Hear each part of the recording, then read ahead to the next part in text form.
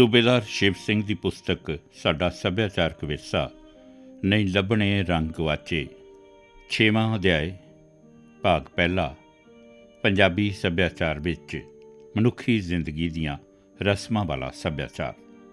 ਮਨੁੱਖੀ ਜ਼ਿੰਦਗੀ ਵਿੱਚ ਉਮਰ ਮੁਤਾਬਕ ਬਹੁਤ ਸਾਰੇ ਐਸੇ ਵੇਲੇ ਆ ਜਾਂਦੇ ਨੇ ਜਿਨ੍ਹਾਂ ਨੂੰ ਮਨਾਉਣ ਵਾਸਤੇ ਰਸਮਾਂ ਬਣ ਜਾਂਦੀਆਂ ਨੇ। ਬਸ ਉਹਨਾਂ ਬਣੀਆਂ ਹੋਈਆਂ ਰਸਮਾਂ ਵੇਲੇ ਹੁੰਦੀਆਂ ਗਤੀਵਿਧੀਆਂ, ਜਿਵੇਂ ਗਾਏ ਜਾਂਦੇ ਗੀਤਾਂ ਅਤੇ ਕਾਰਜਾਂ ਨੂੰ ਹੀ ਮਨੁੱਖੀ ਜ਼ਿੰਦਗੀ ਦੀਆਂ ਰਸਮਾਂ ਦਾ ਸੱਭਿਆਚਾਰ ਆਖਿਆ ਜਾਂਦਾ ਹੈ। ਮਨੁੱਖੀ ਜ਼ਿੰਦਗੀ ਦੀਆਂ ਵੱਖ-ਵੱਖ ਰਸਮਾਂ ਵਾਲੇ ਸੱਭਿਆਚਾਰ ਦਾ ਪੰਜਾਬੀ ਸੱਭਿਆਚਾਰ ਵਿੱਚ ਅਹਿਮ ਸਥਾਨ ਹੈ, ਕਿਉਂਕਿ ਮਨੁੱਖੀ ਜ਼ਿੰਦਗੀ ਵਿੱਚ ਉਮਰ ਮੁਤਾਬਕ ਖੁਸ਼ੀਆਂ ਅਤੇ ਗਮੀਆਂ ਦੇ ਬਾਰੇ ਸੱਭਿਆਚਾਰਕ ਤੌਰ 'ਤੇ ਬਹੁਤ ਕੁਝ ਬਣ ਚੁੱਕਿਆ ਅਤੇ ਰਸਮਾਂ ਮੁਤਾਬਕ ਪੂਰਾ ਕੀਤਾ ਜਾਂਦਾ ਹੈ। ਇਸ ਅਧਿਆਇ ਵਿੱਚ ਮਨੁੱਖੀ ਜ਼ਿੰਦਗੀ ਦੀ ਪਹਿਲੀ ਰਸਮ ਵਿਆਹੁਤਾ ਜੋੜੀ ਦੇ ਘਰ ਪੁੱਤਰ ਦੇ ਜਨਮ ਨੂੰ ਬਣਾਇਆ ਗਿਆ ਹੈ, ਜਿਸ ਵਿੱਚ ਰਸਮਾਂ ਜਨਮ ਤੋਂ ਲੈ ਕੇ ਮਨੁੱਖੀ ਜ਼ਿੰਦਗੀ ਦੇ ਆਖਰੀ ਵੇਲੇ ਭਾਵ ਮੌਤ ਵੇਲੇ ਤੋਂ ਮਗਰੋਂ ਤੇ ਅੰਤਮ ਰਸਮ ਤੱਕ ਨੂੰ ਦਰਸਾਉਣ ਦੀ ਕੋਸ਼ਿਸ਼ ਕੀਤੀ ਗਈ ਹੈ। ਵੀਰ ਘਰ ਪੁੱਤ ਜੰਮਿਆ। ਕਿਸੇ ਵਿਆਹੇ ਹੋਏ ਜੋੜੇ ਦੇ ਵਿਆਹ ਨੂੰ ਜਦੋਂ ਸਾਲ 2 ਸਾਲ ਹੋ ਜਾਂਦੇ ਨੇ ਤਾਂ ਘਰ ਪਰਿਵਾਰ ਦੇ ਬਜ਼ੁਰਗ ਬੱਚੇ ਦੀ ਉਡੀਕ ਕਰਨ ਲੱਗ ਜਾਂਦੇ ਨੇ। ਜਿਸ ਨਵ ਵਿਆਹੁਤਾ ਨਾਰੀ ਦੇ ਬੱਚਾ ਨਾ ਹੋਵੇ ਤਾਂ ਨੰਦਾਂ ਭਰਜਾਈ ਨੂੰ ਮਿਹਣੇ ਮਾਰਦੀਆਂ ਹਨ, ਬੇਰੀਆਂ ਨੂੰ ਬੇਰ ਲੱਗ ਗਏ, ਤੈਨੂੰ ਕੁਝ ਨਹੀਂ ਲੱਗਾ ਮੁਟਿਆਰੇ। ਅਤੇ ਉਹ ਨਵ ਵਿਆਹੀ ਰੱਬ ਨੂੰ ਕਹਿੰਦੀ ਹੈ ਕਿ ਰੱਬਾ ਅਸੀਂ ਤੇਰੇ ਕਿਹੜੇ ਮਾਂ ਮਾਰ ਲਏ, ਜਿਸ ਕਰਕੇ ਤੂੰ ਸਾਡੇ ਨਾਲ ਇਸ ਤਰ੍ਹਾਂ ਕਰਦਾ। ਪਰ ਜਦੋਂ ਉਮੀਦ ਜਾਗ ਆਉਂਦੀ ਹੈ ਤਾਂ ਉਹਨਾਂ ਦਾ ਧਰਤੀ ਉੱਤੇ ਪੈਰ ਨਾ ਲੱਗਦਾ ਦੇਖ ਕੇ ਸਾਰੇ ਸਮਝ ਜਾਂਦੇ ਹਨ ਕਿ ਉਮੀਦ ਬਣੀ ਹੋਈ ਮਹਿਸੂਸ ਹੁੰਦੀ ਹੈ। ਜਦੋਂ ਕਿਸੇ ਮੁਟਿਆਰ ਦੀ ਗੋਦ ਹਰੀ ਹੋਣ ਦੀ ਉਮੀਦ ਹੋ ਜਾਵੇ ਤਾਂ ਉਸ ਦੀ ਮਾਨਸਿਕ ਅਵਸਥਾ ਦਾ ਬਿਆਨ ਲੋਕ ਗੀਤਾਂ ਦੀ ਬੋਲੀ ਵਿੱਚ ਇਸ ਤਰ੍ਹਾਂ ਕੀਤਾ ਜਾਂਦਾ ਹੈ, ਜਿਵੇਂ ਉਹ ਕਹਿੰਦੀ ਹੈ, ਦਾਈ ਨੂੰ ਸੱਦ ਲਿਆਵੋ ਕਲੇਜੇ ਮੇਰੇ ਦਰਦ ਉੱਠੇ। ਪਰ ਪੰਜਾਬੀ ਸੱਭਿਆਚਾਰ ਮੁਤਾਬਕ ਹਰੇਕ ਵਿਆਹੁਤਾ ਜੋੜੀ ਦੇ ਪਹਿਲੇ ਬੱਚੇ ਦਾ ਜਨਮ ਮੁਟਿਆਰ ਦੇ ਪੇਕੇ ਘਰ ਵਿੱਚ ਹੀ ਕਰਵਾਇਆ ਜਾਂਦਾ ਸੀ। ਜੇ ਹਾਲਾਤ ਅਨੁਕੂਲ ਨਾ ਹੋਣ ਤਾਂ ਵੱਖਰੀ ਗੱਲ ਹੈ। ਜਦੋਂ ਮੁਟਿਆਰ ਪਹਿਲੇ ਬੱਚੇ ਦੇ ਜਨਮ ਵਾਸਤੇ ਪੇਕੇ ਘਰ ਜਾਂਦੀ ਤਾਂ ਉਸਦੀ ਮਾਂ ਜਾਂ ਕੋਈ ਹੋਰ ਦਾਈ ਨੂੰ ਦੱਸ ਦਿੰਦੀ ਹੈ ਕਿ ਲੜਕੀ ਇੱਥੇ ਆਈ ਹੋਈ ਹੈ, ਅਸੀਂ ਤੇਰੇ ਘਰ ਆਪੇ ਸੁਨੇਹਾ ਭੇਜ ਕੇ ਜਾਂ ਆਪ ਆ ਕੇ ਸੱਦ ਲਵਾਂਗੇ। ਤਾਂ ਉਹ ਅੱਗੋਂ ਸ਼ਰਤ ਰੱਖ ਦਿੰਦੀ ਹੈ ਕਿ ਜੇ ਮੁੰਡਾ ਜੰਮਿਆ ਤਾਂ ਮੈਨੂੰ ਕੀ ਦੇਵੋਗੇ। ਪਰ ਮੌਜੂਦਾ ਸਮੇਂ ਸਾਰਾ ਸੱਭਿਆਚਾਰ ਹੀ ਬਦਲ ਗਿਆ। ਹੁਣ ਸਾਰੇ ਬੱਚਿਆਂ ਦਾ ਜਨਮ ਸਰਕਾਰੀ ਅਤੇ ਪ੍ਰਾਈਵੇਟ ਹਸਪਤਾਲਾਂ ਵਿੱਚ ਹੀ ਹੋਣ ਲੱਗ ਪਿਆ ਹੈ। ਪੁਰਾਣੇ ਸਮੇਂ ਵੇਲੇ ਦਾਈ ਨੂੰ ਕਿਹਾ ਜਾਂਦਾ ਸੀ ਕਿ ਪੁੱਤਰ ਦੇ ਜਨਮ 'ਤੇ ਤੈਨੂੰ ਅਸੀਂ ਖੁਸ਼ੀ ਵਿੱਚ 5 ਰੁਪਏ ਦੇਵਾਂਗੇ। ਉਸ ਸਮੇਂ ਮੁਤਾਬਕ 5 ਰੁਪਏ ਹੀ ਹੋਣ ਵਾਲੇ 500 ਰੁਪਏ ਵਾਂਗੂ ਹੀ ਹੁੰਦੇ ਸਨ। ਤਾਂ ਦਾਈ ਜੱਚਾ ਦੇ ਘਰ ਜਾਂਦੀ, ਜੱਚਾ ਨੂੰ ਪਲੰਘ ਜਾਂ ਮੰਜੇ 'ਤੇ ਪਾ ਕੇ ਉਸਦੇ ਪੇਟ ਨੂੰ ਪੋਲਾ ਦਬਾ ਕੇ ਚੈੱਕ ਕਰਦੀ ਅਤੇ ਮਲਣ ਲੱਗ ਪੈਂਦੀ। ਲੋਕ ਗੀਤ ਮੁਤਾਬਕ ਦਾਈ ਮਾਈ ਵੜੀ ਦਰਵਾਜ਼ੇ, ਭੁੱਲਾ ਜੀ ਸ਼ੁਭ ਸ਼ਗਨ ਹੋਏ, ਜੱਚਾ ਰਾਣੀ ਆਨੀ ਪਲੰਘ 'ਤੇ ਲੇਟ, ਹੌਲਾ ਤੇਰਾ ਪੇਟ ਹੋਏ। ਪੁਰਾਣੇ ਸਮੇਂ ਵੇਲੇ ਦੇ ਸੱਭਿਆਚਾਰ ਮੁਤਾਬਕ ਕਿਸੇ ਦਾਈ ਵੱਲੋਂ ਜੱਚਾ ਦੇ ਘਰ ਜਾਣਾ ਹੀ ਇੱਕ ਸ਼ੁਭ ਸ਼ਗਨ ਸਮਝਿਆ ਜਾਂਦਾ ਸੀ ਅਤੇ ਪੁੱਤਰ ਦੇ ਜਨਮ ਨੂੰ ਧੀ ਨਾਲੋਂ ਜ਼ਿਆਦਾ ਅਹਿਮੀਅਤ ਦਿੱਤੀ ਜਾਂਦੀ ਸੀ। ਪਰ ਹੁਣ ਇਹ ਸਭ ਕੁਝ ਬਦਲ ਚੁੱਕਿਆ ਹੈ। ਮੁੰਡਾ ਹੋਏ ਤੋਂ ਜਦੋਂ ਦਾਈ ਘਰ ਵਾਲਿਆਂ ਨੂੰ ਵਧਾਈ ਦਿੰਦੀ ਹੈ ਤਾਂ ਹਰ ਪਾਸੇ ਖੁਸ਼ੀਆਂ ਹੀ ਖੁਸ਼ੀਆਂ ਹੋ ਜਾਂਦੀਆਂ ਨੇ। ਉਹਨਾਂ ਤੋਂ ਖੁਸ਼ੀ ਸੰਭਾਲੀ ਨਹੀਂ ਜਾਂਦੀ ਅਤੇ ਪੈਰ ਧਰਤੀ ਉੱਤੇ ਨਹੀਂ ਲੱਗਦੇ ਅਤੇ ਪੈਰ ਨੱਚਣ ਅਤੇ ਮੂੰਹ ਗਾਉਣ ਨੂੰ ਕਾਲੇ ਹੋ ਜਾਂਦੇ ਹਨ। ਤਾਂ ਬੋਲੀ ਪੈਂਦੀ ਹੈ, ਵੀਰ ਘਰ ਪੁੱਤ ਜੰਮਿਆ, ਚੰਦ ਚੜ੍ਹਿਆ ਬਾਪ ਦੇ ਬੇੜੇ। ਤਾਂ ਕੁੜੀਆਂ ਚਿੜੀਆਂ ਹੇਕਾਂ ਲਾ ਕੇ ਕਹਿੰਦੀਆਂ ਹਨ, ਹਰਿਆ ਨੀ ਮਾਏ ਹਰਿਆ ਨੀ ਭੈਣੇ, ਹਰਿਆ ਤੇ ਭਾਗੀ ਭਰਿਆ, ਜਿੱਤ ਦਿਹਾੜੇ ਮੇਰਾ ਹਰਿਆ ਨੀ ਜੰਮਿਆ, ਸੋਈ ਦਿਹਾੜਾ ਭਾਗੀ ਭਰਿਆ। ਜੰਮਦਾ ਹਰਿਆ ਪੱਟ ਬਲੇਟਿਆ, ਕੁੱਛੜ ਜੋ ਇਹਨਾਂ ਮਾਈਆਂ, ਮਾਈਆਂ ਢਾਈਆਂ ਨਾਲੇ ਸਕੀਆਂ ਭਰਜਾਈਆਂ। ਪੁਰਾਣੇ ਸਮੇਂ ਵੇਲੇ ਪੰਜਾਬੀ ਲੋਕ ਗੀਤਾਂ ਵਿੱਚ ਪੁੱਤ ਪ੍ਰਧਾਨ ਸੀ ਅਤੇ ਪੁੱਤਰ ਦਾ ਜਨਮ ਹੀ ਸ਼ੁਭ ਸਮਝਿਆ ਜਾਂਦਾ ਸੀ, ਜੋ ਹੁਣ ਬਦਲ ਚੁੱਕਾ ਹੈ। ਉਸ ਵੇਲੇ ਪੁੱਤਰ ਦੇ ਜਨਮ ਲੈਂਦੇ ਹੀ ਲੱਡੂ ਵੰਡਣੇ ਸ਼ੁਰੂ ਹੋ ਜਾਂਦੇ ਸਨ ਅਤੇ ਵਧਾਈਆਂ ਮਿਲਣ ਦਾ ਸਿਲਸਿਲਾ ਸ਼ੁਰੂ ਹੋ ਜਾਂਦਾ ਸੀ। ਪਰ ਧੀ ਦੇ ਜਨਮ ਦੀ ਖੁਸ਼ੀ ਜਾਂ ਚਾਅ ਬਾਰੇ ਪੁਰਾਣੇ ਲੋਕ ਗੀਤਾਂ ਵਿੱਚ ਕੁਝ ਵੀ ਨਹੀਂ ਮਿਲਦਾ ਸੀ। ਸਗੋਂ ਧੀ ਦਾ ਜਨਮ ਹੋਣ 'ਤੇ ਤਾਂ ਵਾਤਾਵਰਨ ਹੋਰ ਸੋਗ ਵਾਲਾ ਹੋ ਜਾਂਦਾ ਸੀ ਜਾਂ ਅਨੋਖੀ ਜਿਹੀ ਚੁੱਪ ਵਰਤ ਜਾਂਦੀ ਸੀ। ਕੁਦਰਤ ਦੇ ਰੰਗ ਵੇਖੋ, ਬੱਚੇ ਦੇ ਜਨਮ 'ਤੇ ਜਨਮ ਪੀੜਾ ਅਤੇ ਹੋਰ ਤੰਗੀਆਂ ਤਕਲੀਫਾਂ ਮਾਂ ਚੱਲਦੀ ਹੈ, ਪਰ ਪੁੱਤਰ ਦੇ ਜਨਮ ਦਾ ਸਾਰਾ ਸਿਹਰਾ ਸ਼ੋਭਾ ਅਤੇ ਵਧਾਈਆਂ ਪਿਤਾ ਨੂੰ ਹੀ ਜ਼ਿਆਦਾ ਮਿਲਦੀਆਂ ਸਨ ਅਤੇ ਮਾਂ ਨੂੰ ਘੱਟ। ਦੂਸਰਾ, ਪੁੱਤ ਜਨਮੇ ਤੋਂ ਪਿਤਾ ਨੂੰ ਵਧਾਈਆਂ, ਪਰ ਲੜਕੀ ਦੇ ਜਨਮ 'ਤੇ ਕਸੂਰ ਮਾਂ ਦਾ ਸਮਝਿਆ ਜਾਂਦਾ ਸੀ। ਪਰ ਹੁਣ ਖੋਜੀ ਡਾਕਟਰਾਂ ਮੁਤਾਬਕ ਪੁੱਤਰ ਜਨਮੇ ਜਾਂ ਧੀ, ਉਸ ਵਿੱਚ ਸਭ ਕੁਝ ਮਰਦ ਉੱਤੇ ਨਿਰਭਰ ਹੁੰਦਾ ਹੈ। ਉਸ ਵਿੱਚ ਔਰਤ ਦਾ ਕੋਈ ਰੋਲ ਨਹੀਂ ਹੁੰਦਾ। ਔਰਤ ਸਿਰਫ ਅਤੇ ਸਿਰਫ ਜਨਮ ਹੀ ਦੇ ਸਕਦੀ ਹੈ। ਪਰ ਪਤੀ ਦੀ ਭੈਣ ਵੱਲੋਂ ਗਾਇਆ ਹੋਇਆ ਗੀਤ ਇਹ ਕਹਿੰਦਾ ਹੈ, ਵੀਰ ਤਾਂ ਮੇਰਾ ਰਾਜਾ ਵੀਰਾ, ਭਾਬੀ ਨੇ ਜੰਮੀ ਹੈ ਧੀ। ਸਮਾਜ ਵਿਗਿਆਨੀ ਦ੍ਰਿਸ਼ਟੀ ਤੋਂ ਜੇ ਵਿਚਾਰਿਆ ਜਾਵੇ ਤਾਂ ਉਪਰੋਕਤ ਸੋਚ ਧਾਰਨਾ ਦਾ ਕਾਰਨ ਭੂਪਵਾਦੀ ਸੰਪਤਸ਼ਾਹੀ ਦ੍ਰਿਸ਼ਟੀਕੋਣ ਹੈ। ਧੀ ਜੰਮਣ ਦੇ ਦੋਸ਼ ਤੋਂ ਮਰਦ ਆਪਣੇ ਆਪ ਨੂੰ ਮੁਕਤ ਕਰ ਲੈਂਦਾ ਹੈ, ਪਰ ਧੀ ਪ੍ਰਤੀ ਜ਼ਿੰਮੇਵਾਰੀ ਤੋਂ ਮੁਕਤ ਨਹੀਂ ਹੋ ਸਕਦਾ। ਧੀ ਦੇ ਜਨਮ ਤੋਂ ਪਿਤਾ ਨੂੰ ਉਸਦੀ ਕਬੀਲਦਾਰੀ ਦਾ ਅਨੁਭਵ ਕਰਾਇਆ ਜਾਂਦਾ ਹੈ, ਕਿਉਂਕਿ ਧੀ ਦਾ ਜਨਮ ਫਰਜ਼ਾਂ, ਜ਼ਿੰਮੇਵਾਰੀਆਂ ਅਤੇ ਕਠਿਨਾਈਆਂ ਦਾ ਸੰਕੇਤ ਹੁੰਦਾ ਹੈ। ਸੁਸਕੜੇ ਦੀ ਰਸਮ। ਪੰਜਾਬੀ ਸੱਭਿਆਚਾਰ ਦੇ ਮਨੁੱਖੀ ਜ਼ਿੰਦਗੀ ਵਾਲੇ ਸੱਭਿਆਚਾਰ ਵਿੱਚ ਸੁਸਕੜਾ ਰਸਮ ਵੀ ਦਾਜ ਦਾ ਇੱਕ ਅਗਲਾ ਨਾਂ ਹੀ ਹੁੰਦਾ ਹੈ।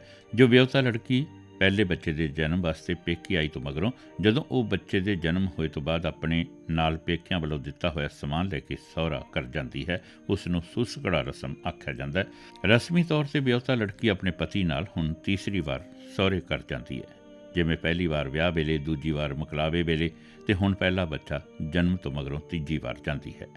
ਵਿਆਹੁਤਾ ਲੜਕੀ ਵੱਲੋਂ ਹੁਣ ਆਪਣੇ ਪਤੀ ਨਾਲ ਤੀਜੀ ਵਾਰ ਆਪਣੇ ਸਹੁਰਾ ਕਰ ਜਾਣ ਵੇਲੇ ਆਪਣੇ ਨਾਲ ਸੁਸਕੜ ਵਿੱਚ ਬਣਾਏ ਤਿਲ ਫੁੱਲ ਸਮਾਨ ਤੋਂ ਬਗੈਰ ਆਪਣੇ ਦਿਲ ਦੇ ਟੁਕੜੇ ਬੱਚੇ ਨੂੰ ਵੀ, ਜੋ ਨਾਨਕਿਆਂ ਦੇ ਘਰ ਜਨਮ ਲੈ ਕੇ ਆਪਣੇ ਜੱਦੀ ਘਰ ਪਹਿਲੀ ਵਾਰ ਜਾਂਦਾ ਹੈ ਅਤੇ ਜਿਸ ਨੇ ਉੱਥੋਂ ਦਾ ਅਗਲਾ ਵਾਰਸ ਬਣਨਾ ਹੁੰਦਾ ਹੈ, ਨੂੰ ਵੀ ਨਾਲ ਲੈ ਕੇ ਜਾਂਦੀ ਹੈ। ਵੈਸੇ ਸੁਸਕੜੇ ਦੀ ਰਸਮ ਤੋਂ ਪਹਿਲੋਂ ਬੱਚੇ ਦੇ ਜਨਮ ਦਾ ਪਤਾ ਉਸ ਦੇ ਦਾਦਾ ਦਾਦੀ ਨੂੰ ਲੱਗਣ ਤੋਂ ਜਲਦੀ ਹੀ ਮਗਰੋਂ ਉਹ ਆਪਣੀ ਨੂੰਹ ਵਾਸਤੇ ਘਿਓ ਲੈ ਕੇ ਜਾਣ ਦੀ ਰਸਮ ਕਰਦੇ ਹਨ, ਤਾਂ ਕਿ ਬੱਚੇ ਦੇ ਜਨਮ ਸਮੇਂ ਨੂੰਹ ਦੀ ਸਿਹਤ ਉੱਤੇ ਆਈ ਕਮਜ਼ੋਰੀ ਕਾਰਨ ਪਏ ਹੋਏ ਮਾੜੇ ਪ੍ਰਭਾਵ ਨੂੰ ਦੂਰ ਕੀਤਾ ਜਾ ਸਕੇ। ਮਨੁੱਖੀ ਜ਼ਿੰਦਗੀ ਵੰਨ-ਸੁਵੰਨੀਆਂ ਰਸਮਾਂ ਨਾਲ ਭਰੀ ਹੋਈ ਹੈ। ਬੱਚੇ ਨੂੰ ਲੋਰੀ ਦੇਣਾ। ਲੋਰੀ ਇੱਕ ਐਸਾ ਮਿੱਠਾ ਸੱਭਿਆਚਾਰਕ ਗੀਤ ਹੁੰਦਾ ਹੈ ਜੋ ਬੱਚੇ ਨੂੰ ਮਿੱਠੀ ਆਵਾਜ਼ ਅਤੇ ਮਿੱਠੇ ਹੀ ਭਾਵਾਂ ਪਿਆਰ ਨਾਲ ਧੁਰ ਅੰਦਰੋਂ ਬੋਲੇ ਜਾਂਦੇ ਮਿੱਠੇ ਸ਼ਬਦਾਂ ਨੂੰ ਮਿੱਠੀ ਹੀ ਸੁਰ ਨਾਲ ਸੁਣਾ ਕੇ ਰੋਂਦੇ ਨੂੰ ਚੁੱਪ ਕਰਾਇਆ ਜਾਂਦਾ ਜਾਂ ਸੌਣ ਲੱਗੇ ਬੱਚੇ ਨੂੰ ਗੂੜੀ ਨੀਂਦ ਵਿੱਚ ਸੁਲਾਇਆ ਜਾ ਸਕੇ। ਲੋਰੀ ਦੀ ਹੋਂਦ ਮਨੁੱਖੀ ਹੋਂਦ ਤੋਂ ਮਗਰੋਂ ਜਲਦੀ ਹੀ ਹੋ ਚੁੱਕੀ ਹੋਵੇਗੀ। ਇਹ ਉਹ ਵੇਲਾ ਹੁੰਦਾ ਹੈ ਜਦੋਂ ਮਨੁੱਖੀ ਜੀਵ ਨੇ ਆਪਣੇ ਭਾਵਾਂ ਨੂੰ ਜ਼ਾਹਿਰ ਕਰਨ ਲਈ ਬੋਲੀ ਨੂੰ ਮਾਧਿਅਮ ਵਜੋਂ ਅਪਣਾਇਆ ਹੋਵੇਗਾ। ਲੋਰੀ ਲੋਕ ਗੀਤਾਂ ਦੀ ਇੱਕ ਪ੍ਰਮੁੱਖ ਵੰਨਗੀ ਹੀ ਹੁੰਦੀ ਹੈ, ਜਿਸ ਨੂੰ ਬੱਚਾ ਆਪਣੀ ਜ਼ਿੰਦਗੀ ਦੇ ਮੁੱਢਲੇ ਪੜਾਅ। ਇਹ ਉਹ ਵੇਲਾ ਹੁੰਦਾ ਹੈ ਜਦੋਂ ਮਨੁੱਖੀ ਜੀਵ ਨੇ ਆਪਣੇ ਭਾਵਾਂ ਨੂੰ ਜ਼ਾਹਿਰ ਕਰਨ ਲਈ ਬੋਲੀ ਨੂੰ ਮਾਧਿਅਮ ਵਜੋਂ ਅਪਣਾਇਆ ਹੋਵੇਗਾ। ਲੋਰੀ ਲੋਕ ਗੀਤਾਂ ਦੀ ਇੱਕ ਪ੍ਰਮੁੱਖ ਵੰਨਗੀ ਹੀ ਹੁੰਦੀ ਹੈ, ਜਿਸ ਨੂੰ ਬੱਚਾ ਆਪਣੀ ਜ਼ਿੰਦਗੀ ਦੇ ਮੁੱਢਲੇ ਪੜਾਅ ਵੇਲੇ, ਜਦੋਂ ਉਹ ਆਪ ਬਹੁਤ ਹੀ ਛੋਟੀ ਉਮਰ ਵਿੱਚ ਹੁੰਦਿਆਂ ਹੋਇਆਂ ਵੀ ਸਮਝ ਲੈਂਦਾ ਹੈ ਕਿ ਮੈਨੂੰ ਮਿੱਠੇ ਗੀਤ ਗਾ ਕੇ ਪਿਆਰ ਕੀਤਾ ਜਾ ਰਿਹਾ, ਨੂੰ ਸੁਣਦੇ ਸਾਰ ਹੀ ਉਹ ਰੋਣ ਤੋਂ ਚੁੱਪ ਹੋ ਕੇ ਚਿਹਰੇ ਉੱਪਰ ਪਹਿਲੋਂ ਖੁਸ਼ੀ ਲਿਆਉਂਦਾ ਅਤੇ ਮਗਰੋਂ ਹੱਸਣ ਲੱਗ ਪੈਂਦਾ ਹੈ, ਕਿਉਂਕਿ ਲੋਰੀ ਦੀ ਮਿੱਠੀ ਆਵਾਜ਼ ਅਤੇ ਤੁਰ ਅੰਦਰੋਂ ਮਿਲਦੇ ਪਿਆਰ ਨੂੰ ਪਛਾਣ ਕੇ ਉਸਦੇ ਮਨ ਨੂੰ ਸਕੂਨ ਮਿਲਦਾ। ਫਿਰ ਉਹ ਸ਼ਾਂਤ ਚਿੱਤ ਹੋ ਕੇ ਹੀ ਚੁੱਪ ਕਰਦਾ। ਉਹ ਦਿਲੋਂ ਨਿਕਲੀ ਪਿਆਰ ਦੀ ਹੇਕ ਸੁਣ ਕੇ ਹੌਲੀ ਹੌਲੀ ਬਗੈਰ ਆਈ ਨੀਂਦ ਤੋਂ ਵੀ ਨੀਂਦ ਵਿੱਚ ਚਲਾ ਜਾਂਦਾ ਹੈ। ਲੋਰੀ ਸ਼ਬਦ ਲੋਰ ਸ਼ਬਦ ਤੋਂ ਬਣਿਆ ਹੈ। ਲੋਰ ਦਾ ਅਰਥ ਖੁਸ਼ੀ ਅਤੇ ਪਿਆਰ ਦੀ ਲਹਿਰ ਧਾਰਾ ਹੁੰਦੀ ਹੈ, ਜੋ ਦਿਲ ਨੂੰ ਆਨੰਦ ਆਏ ਤੋਂ ਮਗਰੋਂ ਧੁਰ ਅੰਦਰੋਂ ਉੱਠਦੀ ਨਿਕਲਦੀ ਜ਼ਬਾਨ ਉੱਤੇ ਆਉਂਦੀ ਹੈ ਅਤੇ ਜ਼ਬਾਨ ਉਸ ਨੂੰ ਮਿੱਠੇ ਸ਼ਬਦਾਂ ਦੇ ਨਾਲ ਮਿੱਠੀ ਸੁਰ ਬਖਸ਼ਦੀ, ਸਰੂਰ ਵਿੱਚ ਰੰਗ ਕੇ ਬੱਚੇ ਦੀ ਮਾਂ ਜਾਂ ਹੋਰ ਕੋਈ ਵੀ ਪਿਆਰ ਕਰਨ ਵਾਲਾ, ਦੇਣ ਵਾਲੀ ਆਪਣੇ ਹਾਵ ਭਾਵ ਵੀ ਉਸ ਵਿੱਚ ਸ਼ਾਮਲ ਕਰਕੇ ਬੱਚੇ ਦੇ ਕੰਨ ਤੱਕ ਪਹੁੰਚਾਉਂਦੀ ਹੈ, ਜਿਸ ਨਾਲ ਲੋਰੀ ਦੇਣ ਵਾਲੇ ਨੂੰ ਵੀ ਆਨੰਦ ਮਿਲਦਾ ਹੈ। ਮਿੱਠੀ ਲੋਰੀ ਦਿੱਤੀ ਤੋਂ ਮਗਰੋਂ ਜਦੋਂ ਬੱਚਾ ਰੋਣੋਂ ਚੁੱਪ ਕਰ ਜਾਂਦਾ ਹੈ, ਤਦ ਲੋਰੀ ਦੇਣ ਵਾਲਾ ਇਸ ਕੰਮ ਵਿੱਚ ਸਫਲ ਹੋਇਆ ਸਮਝ ਕੇ ਮਾਣ ਮਹਿਸੂਸ ਵੀ ਕਰਦਾ ਹੈ। ਲੋਰੀ ਦੇਣ ਵਾਲੇ ਨੂੰ ਸਫਲ ਹੋਣ ਵਾਸਤੇ ਪਹਿਲੋਂ ਆਪਣੀ ਸੋਚ ਨੂੰ ਰੋਂਦੇ ਜਾਂ ਹਾਲੋ ਬੇਹਾਲ ਹੋਏ ਬੱਚੇ ਦੀ ਸੋਚ ਨਾਲ ਸੋਚ ਮਿਲਾਉਣੀ ਪੈਂਦੀ ਹੈ। ਉਸ ਤੋਂ ਮਗਰੋਂ ਉਸ ਨੂੰ ਚੁੱਪ ਕਰਾ ਕੇ ਹੀ ਮਗਰੋਂ ਹਸਾਉਣ, ਖੁਸ਼ ਹੋਣ ਵੱਲ ਮੋੜਨਾ ਪੈਂਦਾ, ਤਾਂ ਜਾ ਕੇ ਬੱਚੇ ਉੱਪਰ ਲੋਰੀ ਦਾ ਅਸਰ ਹੁੰਦਾ ਹੈ। ਜੇ ਬੱਚਾ ਲੋਰੀਆਂ ਦੇਣ ਨਾਲ ਵੀ ਚੁੱਪ ਨਾ ਕਰੇ ਤਾਂ ਸਮਝੋ ਬੱਚੇ ਦੇ ਰੋਣ ਦਾ ਕਾਰਨ ਬੱਚੇ ਦੀ ਖੁਸ਼ੀ ਨਹੀਂ, ਸਗੋਂ ਕੁਝ ਦੁੱਖ ਦਾ ਹੋ ਸਕਦਾ ਹੈ। ਉਸ ਵੇਲੇ ਮਾਪਿਆਂ ਨੂੰ ਬਹੁਤ ਸੂਝ-ਬੂਝ ਤੋਂ ਕੰਮ ਲੈਣਾ ਚਾਹੀਦਾ ਹੈ। ਕਈ ਵਾਰ ਹਾਲੋਂ ਬੇਹਾਲ ਹੋਏ ਬੱਚੇ ਨੂੰ ਚੁੱਪ ਕਰਾਉਣ ਵਾਸਤੇ ਆਪਣੀਆਂ ਦੋਵੇਂ ਬਾਹਾਂ ਉੱਪਰ ਲਟਾ ਕੇ ਬਾਹਾਂ ਸਿੱਧੀਆਂ ਪੀਂਘ ਵਾਂਗੂ ਸੱਜੇ ਖੱਬੇ ਹਿਲਾਉਣੀਆਂ ਪੈਂਦੀਆਂ ਹਨ, ਜਾਂ ਬੱਚੇ ਨੂੰ ਪੰਗੂੜੇ ਵਿੱਚ ਟਿਕਾ ਕੇ ਝੂਟੇ ਦੇਣੇ ਪੈਂਦੇ ਹਨ, ਜਾਂ ਲੋਰੀ ਦੇਣ ਵਾਲੇ ਨੂੰ ਆਪ ਲੇਟ ਕੇ ਗੋਡੇ ਇਕੱਠੇ ਕਰਕੇ ਬੱਚੇ ਨੂੰ ਆਪਣੀਆਂ ਲੱਤਾਂ ਦੇ ਨਾਲ ਪੈਰਾਂ ਉੱਪਰ ਬਿਠਾ ਕੇ ਲੱਤਾਂ ਉੱਪਰ ਹੇਠਾਂ ਕਰਕੇ ਝੂਟੇ ਵੀ ਦੇਣੇ ਪੈਂਦੇ ਨੇ, ਅਤੇ ਨਾਲ ਮਿੱਠੀਆਂ ਮਿੱਠੀਆਂ ਲੋਰੀਆਂ ਵੀ ਦੇਣੀਆਂ ਪੈਂਦੀਆਂ ਹਨ। ਬੱਚਿਆਂ ਨੂੰ ਪਾਲਣਾ ਸੌਖਾ ਨਹੀਂ ਹੈ। ਮਾਪਿਆਂ ਨੂੰ ਬੱਚਿਆਂ ਦੇ ਪਾਲਣ ਵਾਸਤੇ ਬਹੁਤ ਕੁਝ ਕਰਨਾ ਪੈਂਦਾ, ਤਾਂ ਜਾ ਕੇ ਬੱਚਾ ਪਲਦਾ ਅਤੇ ਵੱਡਾ ਹੁੰਦਾ ਹੈ। ਫਿਰ ਵੀ ਇੰਨਾ ਕੁਝ ਕਰਨ ਦੇ ਬਾਵਜੂਦ ਵੀ ਜੇ ਬੱਚਾ ਸਰਵਣ ਪੁੱਤ ਨਾ ਨਿਕਲੇ ਤਾਂ ਮਾਪਿਆਂ ਦੇ ਦੁੱਖ ਨੂੰ ਸਿਰਫ ਮਾਪੇ ਹੀ ਜਾਣ ਸਕਦੇ ਹਨ। ਲੋਰੀ ਸਿਰਫ ਸੰਬੋਧਨ ਰੂਪ ਵਿੱਚ ਹੀ ਨਹੀਂ ਦਿੱਤੀ ਜਾਂਦੀ। ਕਈ ਵਾਰ ਬੱਚੇ ਦੀ ਕਿਲਕਾਰੀਆਂ, ਕੁੱਦ-ਕੁੱਦੀਆਂ ਵੀ ਕੱਢਣੀਆਂ ਪੈਂਦੀਆਂ ਹਨ, ਤਾਂ ਕਿ ਰੋਂਦਾ ਬੱਚਾ ਹੱਸ ਪਵੇ।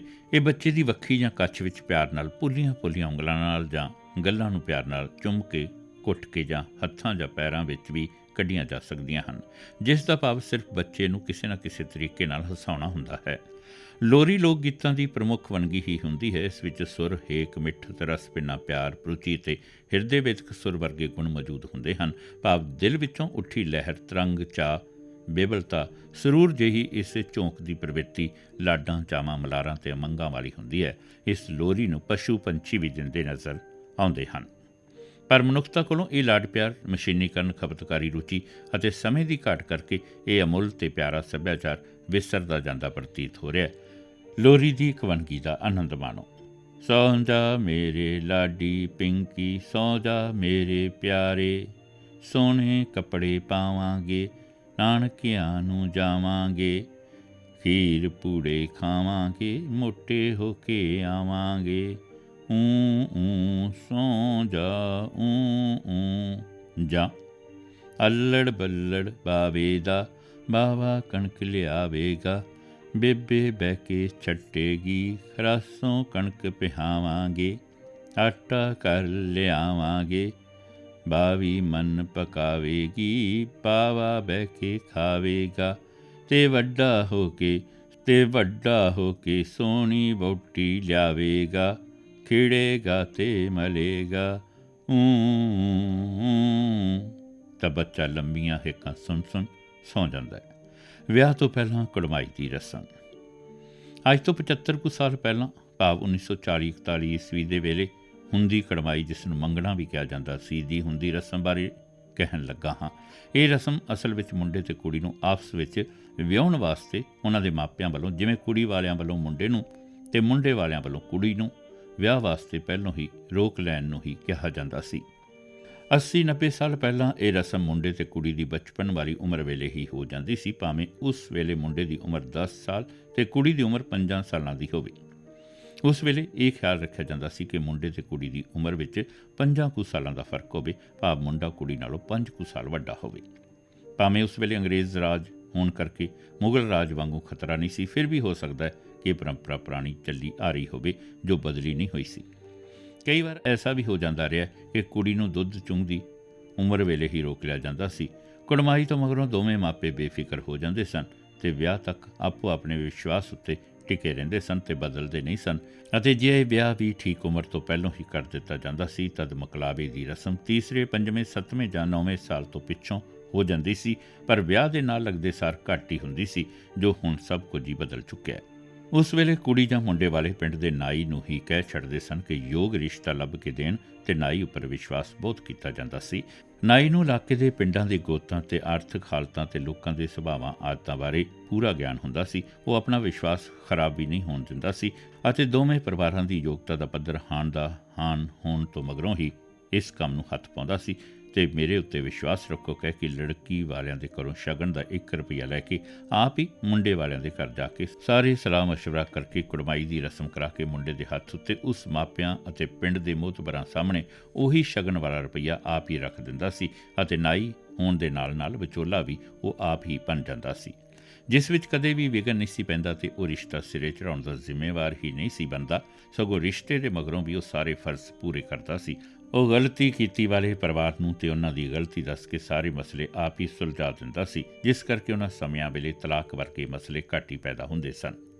ਉਸ ਵੇਲੇ ਅੱਜ ਕੱਲ੍ਹ ਵਾਂਗੂ ਨਾ ਮੁੰਡਾ ਹੀ ਕੁੜੀ ਨੂੰ ਅਤੇ ਨਾ ਹੀ ਕੁੜੀ ਹੀ ਮੁੰਡੇ ਨੂੰ ਦੇਖ ਸਕਦੀ ਸੀ, ਸਗੋਂ ਨਾਈ ਜਾਂ ਮਾਪਿਆਂ ਉੱਪਰ ਹੀ ਪੂਰਾ ਵਿਸ਼ਵਾਸ ਕੀਤਾ ਜਾਂਦਾ ਸੀ। ਉਹ ਇੱਕ ਦੂਜੇ ਨੂੰ ਚੰਗੀ ਤਰ੍ਹਾਂ ਮੁਕਲਾਵੇ ਵੇਲੇ ਹੀ ਵੇਖਦੇ ਹੁੰਦੇ ਸਨ, ਕਿਉਂਕਿ ਕੁੰਡ ਕੱਢਣ ਦਾ ਰਿਵਾਜ਼ ਹੋਣ ਕਰਕੇ ਵਿਆਹ ਵੇਲੇ ਲੜਕੀ ਦਾ ਕੁੰਡ ਕੱਢਿਆ ਹੁੰਦਾ ਸੀ।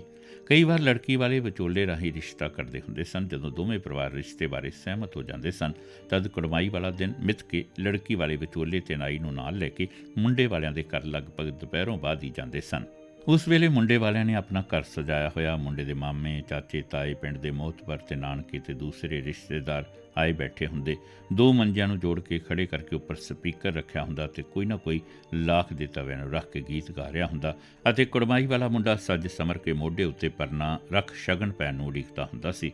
ਬਲਕਿ ਕੁੜੀ ਵਾਲੇ ਆਇਆਂ ਤੋਂ ਕੁੜੀਆਂ ਚਿੜੀਆਂ ਸਵਾਗਤ ਵਾਲਾ ਗੀਤ ਗਾਉਂਦੀਆਂ, ਸਾਡਾ ਵਿਹੜਾ ਸਜਾਇਆ ਹੈ, ਘਰ ਆਏ ਸੱਜਣਾ ਨੇ। ਇਸ ਤਰ੍ਹਾਂ ਕੁੜੀਆਂ ਸ਼ਗਨਾਂ ਵਾਲੇ ਗੀਤ ਗਾ ਕੇ ਮਾਹੌਲ ਨੂੰ ਸੰਵਾਰ ਦਿੰਦੀਆਂ ਸਨ। ਸਭ ਦੇ ਚਿਹਰਿਆਂ 'ਤੇ ਖੁਸ਼ੀਆਂ ਅਤੇ ਚਾਵਾਂ ਵਾਲੀ ਦਿੱਖ ਆਮ ਨਜ਼ਰ ਆਉਂਦੀ ਹੁੰਦੀ ਸੀ।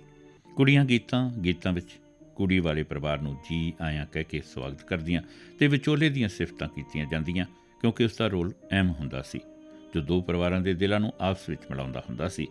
ਸਾਰੇ ਪ੍ਰਬੰਧ ਪੂਰੇ ਹੋਣ ਤੋਂ ਮਗਰੋਂ ਮੋਹਤਬਰਾਂ ਤੋਂ ਇਜਾਜ਼ਤ ਲੈ ਕੇ ਲੜਕੀ ਦੇ ਮਾਪੇ, ਵਿਚੋਲੇ ਅਤੇ ਨਾਈ ਰਾਹੀਂ ਸਭ ਦੇ ਸਾਹਮਣੇ ਸ਼ਗਨ ਦਾ ਰੁਪਈਆ ਮੁੰਡੇ ਦੀ ਝੋਲੀ ਪਾ ਦਿੰਦੇ ਸਨ ਅਤੇ ਸ਼ਗਨਾਂ ਵਾਲਾ ਛੁਹਾਰਾ ਵੀ ਮੁੰਡੇ ਦੇ ਮੂੰਹ ਵਿੱਚ ਪਾ ਕੇ ਰਿਸ਼ਤੇ ਦੀ ਰਸਮ ਪੂਰੀ ਕਰਦੇ ਸਨ। ਸਭ ਨੂੰ ਵਧਾਈ ਦਿੱਤੀ ਜਾਂਦੀ ਸੀ ਤਾਂ ਸਾਰੇ ਬੈਠੇ ਸੱਜਣ ਵਧਾਈ ਕਬੂਲਦੇ ਅਤੇ ਲੜਕੇ ਦੀ ਝੋਲੀ ਵਿੱਚ ਨੇੜੇ ਹੀ ਰੱਖੀ ਹੋਈ ਸ਼ੱਕਰ ਵਾਲੀ ਪ੍ਰਾਂਤ ਵਿੱਚੋਂ ਕੁਝ ਸ਼ੱਕਰ ਪਾ ਕੇ ਵੰਡਣ ਵਾਸਤੇ ਨਾਈ ਕਹਿ ਦਿੰਦਾ। ਤਦ ਕੜਮਾਈ ਵਾਲਾ ਮੁੰਡਾ ਆਪਣੀ ਝੋਲੀ ਵਿੱਚ ਪਾਈ ਹੋਈ ਸ਼ੱਕਰ ਸਭ ਨੂੰ ਵੰਡ ਦਿੰਦਾ ਸੀ।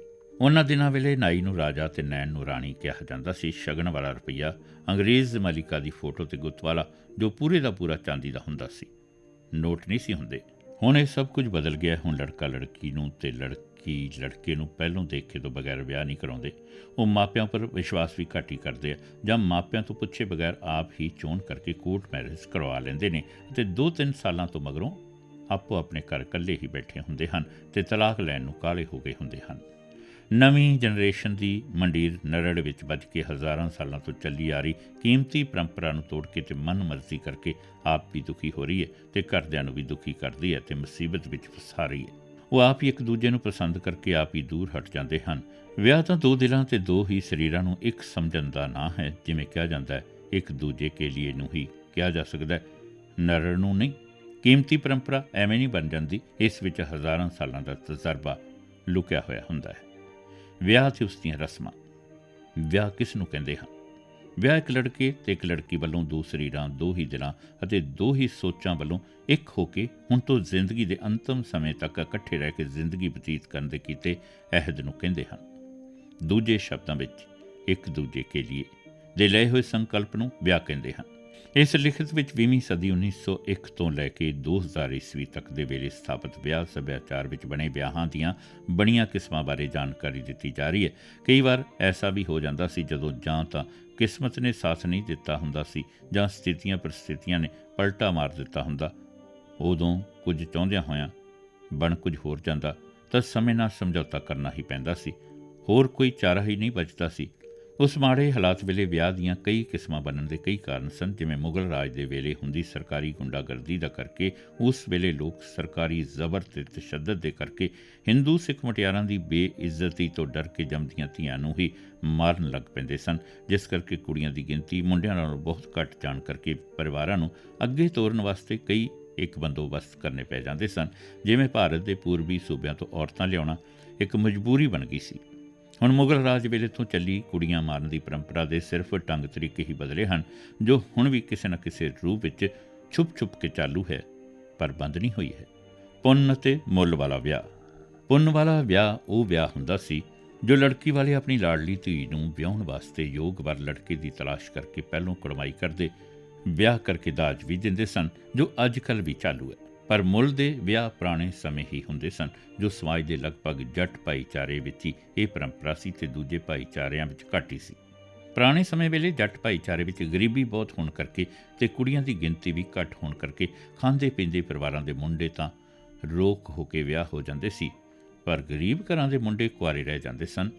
ਇਸ ਕਰਕੇ ਉਹ ਆਪਣੇ ਤੋਂ ਵੀ ਬਹੁਤ ਗਰੀਬ ਪਰਿਵਾਰ 'ਚ ਲੜਕੀ ਬਾਰੇ ਪਤਾ ਕਰਕੇ ਉਹਨਾਂ ਨੂੰ ਵਿਆਹ ਕਰਨ ਬਾਰੇ ਕੁਝ ਖਰਚ ਕਰਨ ਅਤੇ ਕੁਝ ਹੋਰ ਸਹਾਇਤਾ ਦੇ ਕੇ ਵਿਆਹ ਕਰਨ ਬਾਰੇ ਕਿਸੇ ਵਿਚੋਲੇ ਨੂੰ ਵੀ ਲਾਲਚ ਦੇ ਕੇ ਉਹਨਾਂ ਰਾਹੀਂ ਮਨਵਾ ਲੈਂਦੇ ਸਨ, ਜਿਸ ਨੂੰ ਮੁੱਲ ਦਾ ਵਿਆਹ ਕਿਹਾ ਜਾਂਦਾ ਸੀ। ਇਹ ਪਰੰਪਰਾ ਲਗਭਗ ਉਹਨਾਂ ਘਰਾਂ ਵਿੱਚ ਹੁੰਦੀ ਸੀ ਜਿਸ ਪਰਿਵਾਰ ਵਿੱਚ ਡੋਡੇ ਪੋਸਤ, ਅਫੀਮ ਅਤੇ ਸ਼ਰਾਬ ਦੇ ਨਸ਼ਿਆਂ ਦਾ ਡੇਰਾ ਹੁੰਦਾ ਸੀ। ਕੁਦੇਸਨ ਲੈ ਆਉਣੀ। ਕੁਦੇਸਨ ਸ਼ਬਦ ਕਿਸੇ ਦੂਸਰੇ ਸੂਬੇ ਦੇਸ਼ ਤੋਂ ਔਰਤ ਲੈ ਕੇ ਆਉਣ ਨੂੰ ਕਹਿੰਦੇ ਹਨ। ਪੰਜਾਬ ਵਿੱਚ ਲੜਕੀਆਂ ਦੀ ਗਿਣਤੀ ਬਹੁਤ ਘੱਟ ਹੋਣ ਕਰਕੇ ਵਿਆਹ ਹੋਣ ਦੀ ਉਮੀਦ ਨਾ ਰੱਖਣ ਵਾਲੇ ਗੱਭਰੂ ਜਦੋਂ ਇਹ ਵੀ ਸੋਚ ਲੈਂਦੇ ਸਨ ਕਿ ਸਾਡਾ ਮੁੱਲ ਦਾ ਵਿਆਹ ਹੋਣਾ ਵੀ ਮੁਸ਼ਕਲ ਹੈ, ਤਦ ਉਹ ਆਪਣੇ ਪਰਿਵਾਰ ਦਾ ਅੱਗਾ ਤੋਰਨ ਵਾਸਤੇ ਭਾਰਤ ਦੇ ਪੂਰਬੀ ਸੂਬਿਆਂ ਜਿਵੇਂ ਯੂਪੀ, ਬਿਹਾਰ, ਬੰਗਾਲ, ਅਸਾਮ ਅਤੇ ਬਰਮਾ ਤੱਕ ਜਾ ਕੇ ਕਿਸੇ ਔਰਤ ਦੇ ਘਰਦਿਆਂ ਨੂੰ ਲਾਲਚ ਦੇ ਕੇ ਮੁੱਲ ਤਾਰ ਕੇ ਲੜਕੀ ਨੂੰ ਪੰਜਾਬ ਆਪਣੇ ਘਰ ਲੈ ਆਉਂਦੇ ਹੁੰਦੇ ਸਨ। ਉਸ ਵੇਲੇ ਉਹ ਸੂਬੇ ਪੰਜਾਬ ਤੋਂ ਵੀ ਬਹੁਤ ਕਰੀਬ ਸਨ ਅਤੇ ਬਰਮਾ ਭਾਰਤ ਦਾ 1935 ਈਸਵੀ ਤੱਕ ਸੂਬਾ ਰਿਹਾ ਸੀ। ਜਾਂ ਫੌਜ ਵਿੱਚ ਭਰਤੀ ਹੋ ਕੇ ਜਦੋਂ ਉਹਨਾਂ ਦੀ ਪਲਟਨ ਉੱਥੇ ਗਈ ਹੁੰਦੀ ਤਾਂ ਉਹ ਕੋਈ ਨਾ ਕੋਈ ਜੁਗਾੜ ਬਣਾ ਕੇ ਛੁੱਟੀ ਆਉਂਦਿਆਂ ਕਿਸੇ ਔਰਤ ਨੂੰ ਆਪਣੇ ਨਾਲ ਲੈ ਆਉਂਦੇ ਸਨ। ਕਈ ਵਾਰ ਔਰਤਾਂ ਵੇਚਣ ਦਾ ਵਪਾਰ ਕਰਨ ਵਾਲੇ ਪਹਿਲੋਂ ਆਪਣਾ ਵਿਆਹ ਉੱਥੇ ਜਾ ਕਰਾਉਂਦੇ, ਫਿਰ ਆਪਣੀ ਪਤਨੀ ਰਾਹੀਂ ਹੋਰ ਔਰਤਾਂ ਨੂੰ ਸਬਜ਼ ਬਾਗ ਦਿਖਾ ਕੇ ਨਾਲ ਲੈ ਕੇ ਉੱਥੋਂ ਦੌੜ ਆਉਂਦੇ ਅਤੇ ਉਹਨਾਂ ਲਿਆਂਦੀਆਂ ਹੋਈਆਂ ਔਰਤਾਂ ਨੂੰ ਪੰਜਾਬ ਵਿੱਚ ਲੋੜਵੰਦਾਂ ਨੂੰ ਵੇਚ ਕੇ ਪੈਸੇ ਵਟ ਲੈਂਦੇ ਸਨ ਅਤੇ ਫਿਰ ਹੋਰ ਔਰਤਾਂ ਲਿਆਉਣ ਵਾਸਤੇ ਵਾਪਸ ਚਲੇ ਜਾਂਦੇ ਸਨ। ਕਰੇਵਾ ਵਿਆਹ। ਕਰੇਵਾ ਵਿਆਹ ਉਸ ਨੂੰ ਕਹਿੰਦੇ ਹਨ ਜਿਸ ਵਿਆਹੀ ਹੋਈ ਔਰਤ ਦੇ ਪਤੀ ਦੀ ਕਿਸੇ ਕਾਰਨ ਮੌਤ ਹੋ ਗਈ ਹੋਵੇ ਜਾਂ ਤਲਾਕ ਹੋ ਗਿਆ ਹੋਵੇ, ਤਦ ਇਹੋ ਜਿਹੀ ਔਰਤ ਨਾਲ ਵਿਆਹ ਕਰਨ ਨੂੰ ਕਰੇਵਾ ਕਹਿੰਦੇ ਹਨ। ਤੇ ਵੱਟੇ ਸੱਟੇ ਦਾ ਵਿਆਹ, ਇਹ ਵਿਆਹ ਆਮ ਤੌਰ ਤੇ ਮੁਸਲਿਮ ਅਤੇ ਕੰਬੋਜ ਭਾਈਚਾਰੇ ਵਿੱਚ ਹੁੰਦਾ ਸੀ। ਮੁਸਲਿਮ ਭਾਈਚਾਰੇ ਵਿੱਚ ਤਾਂ ਇਹ ਪਰੰਪਰਾ ਹੁਣ ਵੀ ਚਾਲੂ ਹੈ, ਪਰ ਕੰਬੋਜ ਭਾਈਚਾਰੇ ਨੇ ਇਸ ਪਰੰਪਰਾ ਨੂੰ ਹੁਣ ਤਿਆਗ ਦਿੱਤਾ ਹੈ। ਇਸ ਪਰੰਪਰਾ ਮੁਤਾਬਕ ਜਿਸ ਪਰਿਵਾਰ ਵਿੱਚ ਆਪਣੀ ਲੜਕੀ ਵਿਆਹਣੀ ਹੁੰਦੀ ਸੀ, ਉਸ ਪਰਿਵਾਰ ਦੀ ਲੜਕੀ ਨੂੰ ਵੀ ਆਪਣੇ ਪਰਿਵਾਰ ਵਿੱਚ ਵੱਟੇ ਸੱਟੇ ਵਿੱਚ ਵਿਆਹਣਾ ਹੁੰਦਾ ਸੀ, ਜਿਸ ਨੂੰ ਹੀ ਵੱਟੇ ਸੱਟੇ ਦਾ ਵਿਆਹ ਆਖਿਆ ਜਾਂਦਾ ਸੀ। ਗਰੀਬ ਪਰਿਵਾਰਾਂ ਵਿੱਚ 4-5 ਜਾਂ ਵੱਧ ਘੱਟ ਭਰਾਵਾਂ ਵਿੱਚੋਂ ਇੱਕ ਭਰਾ ਦਾ ਵਿਆਹ ਕਰਨਾ ਵੀ ਕਿਤੇ-ਕਿਤੇ ਪੰਜਾਬ ਵਿੱਚ ਚਾਲੂ ਸੀ। ਇਹ ਇਸ ਕਰਕੇ ਸੀ ਕਿਉਂਕਿ ਆਮਦਨ ਵਾਲੀ ਜ਼ਮੀਨ ਉਸ ਪਰਿਵਾਰ ਕੋਲ ਪਹਿਲੋਂ ਹੀ ਘੱਟ ਹੁੰਦੀ ਸੀ, ਜਿਸ ਕਾਰਨ ਇੱਕ ਤੋਂ ਜ਼ਿਆਦਾ ਟੱਬਰ ਬਣਵਾ ਕੇ ਅਗਲੀ ਹੋਣ ਵਾਲੀ ਹੋਰ ਨਵੀਂ ਜ਼ਮੀਨੀ ਵੰਡ ਨੂੰ ਸਿਰਫ ਰੋਕਣਾ ਹੁੰਦਾ ਸੀ। ਹੁਣ ਲਗਭਗ ਇਹ ਪਰੰਪਰਾ ਬੰਦ ਹੋ ਚੁੱਕੀ ਹੈ, ਪਰ ਇੱਕ ਨਵਾਂ ਰੋਗ ਇਹ ਚਾਲੂ ਹੋ ਚੁੱਕਾ ਹੈ, ਜੋ ਪੱਛਮ ਦੀ ਤਰਜ਼ ਤੇ ਹੁੰਦੇ ਪ੍ਰੇਮ ਵਿਆਹ। ਇਹ ਨੌਜਵਾਨ ਪੀੜ੍ਹੀ ਵੱਲੋਂ ਪਿਆਰ ਵਿੱਚ ਭਾਵੁਕ ਹੋ ਕੇ ਮਾਪਿਆਂ ਤੋਂ ਇਜਾਜ਼ਤ ਲੈ ਬਿਨਾਂ ਮਨਮਰਜ਼ੀ ਤੇ ਜਲਦਬਾਜ਼ੀ ਵਿੱਚ ਆਪ ਹੀ ਵਿਆਹ ਕਰਵਾ ਲੈਂਦੇ ਹਨ। ਇਹ ਕਦਮ ਅੱਖਾਂ ਬੰਦ ਕਰਕੇ ਖੂਹ ਵਿੱਚ ਛਾਲ ਮਾਰਨ ਵਾਂਗ ਹੁੰਦਾ ਹੈ। ਅਦਾਲਤਾਂ ਇਸ ਉੱਤੇ ਬਹੁਤ ਜਲਦੀ ਮੁਹਰ ਲਾ ਦਿੰਦੀਆਂ ਹਨ। ਕਈ ਸਿਰ ਫਿਰ ਅਖੌਤੀ ਵਿਦਵਾਨ ਬਗੈਰ ਸੋਚੇ ਸਮਝੇ ਆਪੇ ਸਹੇੜੀ ਇਸ ਮੁਸੀਬਤ ਨੂੰ ਚੰਗਾ ਕਦਮ ਦੱਸ ਦਿੰਦੇ ਹਨ। ਪਿਆਰ ਵਿਆਹ ਇਸ ਕਰਕੇ ਅਸਫਲ ਸਿੱਧ ਹੋ ਜਾਂਦੇ ਹਨ ਕਿਉਂਕਿ ਉਸ ਜੋੜੀ ਦੀ ਮਾਨਸਿਕਤਾ ਵਿਆਹ ਵੇਲੇ ਹੋਰ ਤੇ ਮਗਰੋਂ ਹੋਰ ਹੋ ਜਾਂਦੀ ਹੈ। ਫਿਰ ਕੋਲ ਰਹਿ ਜਾਂਦਾ ਹੈ ਪਛਤਾਵਾ, ਖਤਰਾ ਤੇ ਭਵਿੱਖ ਦਾ ਫਿਕਰ ਤੇ ਬਦਕਿਸਮਤੀ ਅਤੇ ਸਮਾਜ ਵੱਲੋਂ ਉਂਗਲ ਉੱਠਣੀ ਤੇ ਲਾਹਨਤ ਪੈਣੀ ਬਾਕੀ ਰਹਿ ਜਾਂਦੀ ਹੈ। ਅਖੌਤੀ ਵਿਦਵਾਨ ਆਪਣੀਆਂ ਧੀਆਂ ਨੂੰ ਇਸ ਤਰ੍ਹਾਂ ਦੀ ਖੁੱਲ੍ਹ ਕਿਉਂ ਨਹੀਂ ਦਿੰਦੇ? ਪ੍ਰੋਗਰਾਮ ਦੇ ਅਗਲੇ ਹਿੱਸੇ ਵਿੱਚ ਵਿਆਹ ਤੋਂ ਪਹਿਲਾਂ ਦੀਆਂ ਹੋਰ ਰਸਮਾਂ ਬਾਰੇ ਗੱਲ ਕਰਾਂਗੇ।